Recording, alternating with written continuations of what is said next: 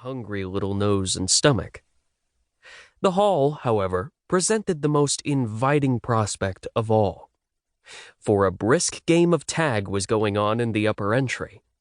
One landing was devoted to marbles, the other to checkers, while the stairs were occupied by a boy reading, a girl singing a lullaby to her doll, two puppies, a kitten, and a constant succession of small boys sliding down the banisters, to the great detriment of their clothes and danger to their limbs.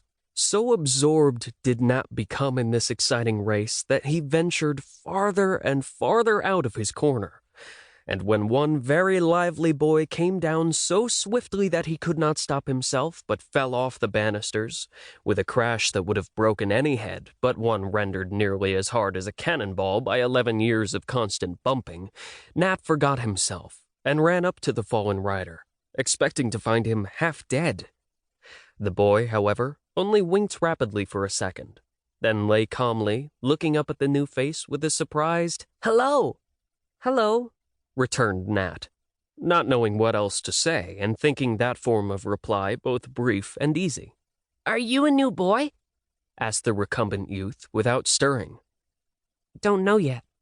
"What's your name?" "Nat Blake." "Mine's Tommy Bangs. Come up and have a go, will you?" And Tommy got upon his legs like one suddenly remembering the duties of hospitality. "Guess I won't, till I see whether I'm going to stay or not," returned Nat, feeling the desire to stay increase every moment. "I say, Demi, here's a new one. Come and see to him." And the lively Thomas returned to his sport with unabated relish. At his call, the boy reading on the stairs looked up with a pair of big brown eyes, and after an instant's pause, as if a little shy, he put the book under his arm and came soberly down to greet the newcomer, who found something very attractive in the pleasant face of this slender, mild-eyed boy. "Have you seen Aunt Jo?" he asked, as if that was some sort of important ceremony. "I haven't seen anybody yet but you boys. I'm waiting," answered Nat. "Did Uncle Laurie send you?" proceeded Demi, politely, but gravely. "Mr. Lawrence did." "He is Uncle Laurie, and he always sends nice boys." Nat looked gratified at the remark and smiled, in a way that made his thin face very pleasant. He did not know what to say next, so the two stood staring at one another in friendly silence, till the little girl came up with her doll in her arms. She was very like Demi, only not so tall, and had a rounder, rosier face and blue eyes. "This is my sister Daisy," announced Demi, as if presenting a rare and precious creature. The children nodded to one another, and the little girl's face dimpled with pleasure, as she said affably, "I hope you'll stay. We have such good times here, don't we, Demi?" "Of course we do. That's what Aunt Jo has Plumfield for."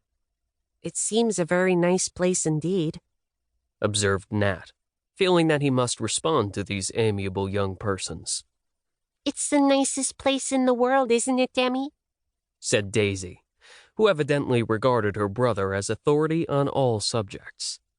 "No, I think Greenland, where the icebergs and seals are, is more interesting, but I'm fond of Plumfield, and it is a very nice place to be in," returned Demi, who was interested just now in a book on Greenland. He was about to offer to show Nat the pictures and explain them, when the servant returned, saying with a nod toward the parlor door, "All right, you are to stop." "I'm glad. Now come to Aunt Jo." And Daisy took him by the hand with a pretty, protecting air, which made Nat feel at home at once. Demi returned to his beloved book, while his sister led the newcomer into a back room, where a stout gentleman was frolicking with two little boys on the sofa, and a thin lady was just finishing the letter which she seemed to have been rereading. "Here he is, Auntie," cried Daisy. "So this is my new boy? I am glad to see you, my dear, and hope you'll be happy here," said the lady, drawing him to her, and stroking back the hair from his forehead with a kind hand and a motherly look, which made Nat's lonely little heart yearn toward her. She was not at all handsome, but she had a merry sort of face that never seemed